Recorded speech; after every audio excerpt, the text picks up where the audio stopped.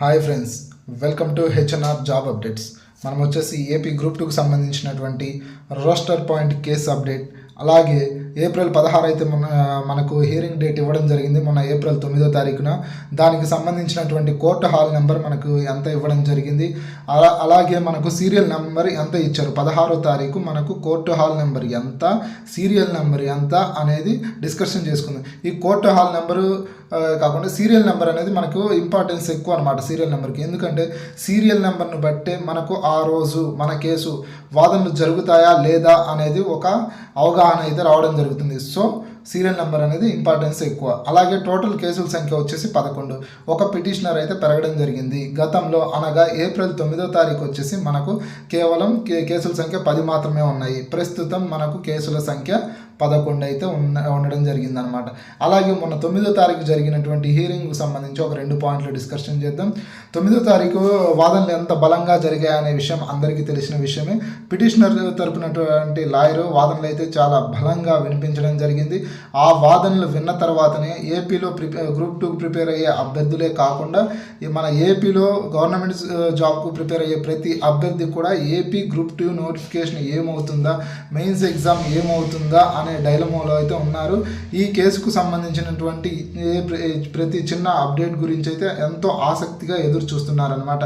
ఈ వాదనలు విన్న తర్వాత జడ్జి గారు అయితే మన ఏపీఎస్సి గ్రూప్ 2కు సంబంధించినటువంటి బోర్డు వారిని, అలాగే గవర్నమెంట్ తరపున లాయర్ గారిని అయితే 16వ తారీఖు హాజరవ్వమని చెప్పేసి చెప్పడం జరిగింది. అలాగే దీనికి సంబంధించి ఏదైతే పిటిషనర్ తరపున లాయర్ సంధించినటువంటి ప్రశ్నలకు సమాధానాలు ఎక్స్ప్లెనేషన్ ఇవ్వమని కూడా చెప్పడం జరిగింది.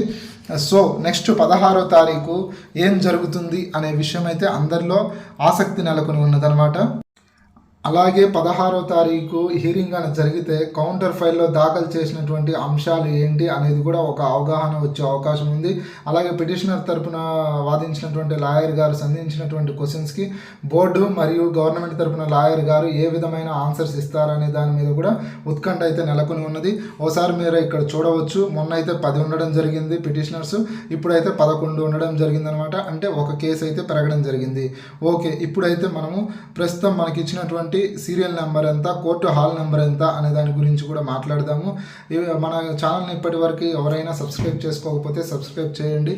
ప్రతి యూట్యూబర్ కూడా కోరుకునేది ఒకటే, వీడియో కంటెంట్ నచ్చినట్లయితే సబ్స్క్రైబ్ చేయమని, లైక్ చేయమని మాత్రమే కోరడం జరుగుతుంది. ఇన్ కేస్ మీకు ఈ కంటెంట్ నచ్చితే మన ఛానల్ని అయితే సబ్స్క్రైబ్ చేయండి, లైక్ చేయండి. మీరు లైక్ చేయడం వల్ల వీడియో అనేది ఎక్కువ మందికి షేర్ అవుతుంది అనమాట.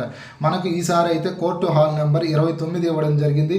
అలాగే మనకు సీరియల్ నెంబర్ వచ్చేసి 101 నుంచి 111, మొత్తం మన కేసులో 11 కదా.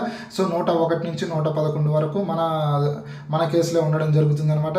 మీరు ఒకసారి అబ్జర్వ్ చేస్తే ఏప్రిల్ 9వ తారీఖు వచ్చేసి మన సీరియల్ నెంబరు 61 నుంచి 71 మధ్యలోనే ఉంది.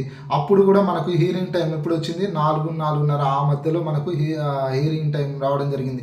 అది కూడా మన జడ్జి గారిని మన లాయర్స్ గారు కోరిక మేరకు అడిగితే దానికి ఆమోదించడం జరిగిందనమాట. ఏది 61-71 సీరియల్ మధ్యలో ఉంటేనే. ఇప్పుడు మన సీరియల్ నెంబర్ ఎంత ఉంది, 101 నుంచి 111 మధ్యలో ఉందన్నమాట. సో వాదనలు జరిగే అవకాశం అయితే చాలా తక్కువగా ఉన్నాయనేది నా అభిప్రాయము. డైరెక్ట్గా నెక్స్ట్ హీరింగ్ పడుతుంది అనేది నా అభిప్రాయం అయితే.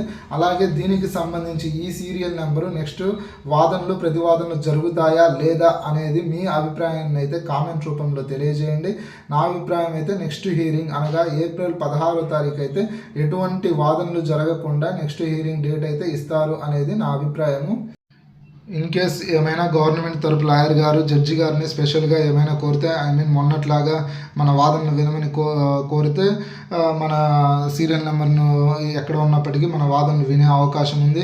ఏది ఏమైనప్పటికీ గ్రూప్ 2 నోటిఫికేషన్ ఎటువైపు వెళ్తుంది అనేసి అభ్యర్థులు ఉత్కంఠతో అయితే ఎదురు చూస్తున్నారు. ఏది ఏమైనప్పటికీ ఎవరు ఎన్ని ఊహించినప్పటికీ ఫైనల్ జడ్జిమెంట్ కోర్టుదే కాబట్టి ఫైనల్ జడ్జిమెంట్ వచ్చే వరకు అయితే వేచి ఉందాం.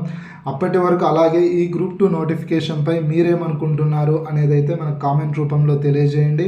మీరు రీనోటిఫికేషన్ కావాలనుకుంటున్నారా లేక రీమెయిన్స్ ఎగ్జామ్ కోరుకుంటున్నారా అనేది అయితే కామెంట్ రూపంలో తెలియజేయండి. Anyway, thank you. మీకు వీడియో కానీ నచ్చినట్లయితే సబ్స్క్రైబ్ చేయండి, లైక్ చేయండి.